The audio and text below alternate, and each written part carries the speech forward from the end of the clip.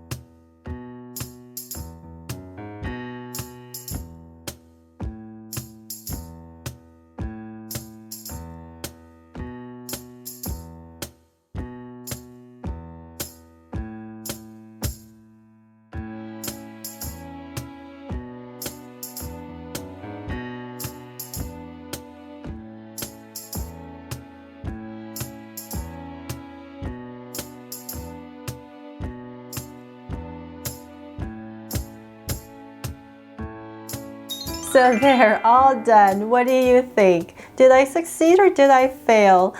It was not as easy as I thought originally, but at least I gave it a try. I had the biggest problem with the letters C and O, and so I ended up having to just kind of follow the tutorials that I saw and turn it into a moon, but I turned my O into a planet, and because of that I figured, hey, it's kind of like galaxy, so that's why I colored everything galaxy and made it a galaxy unicorn.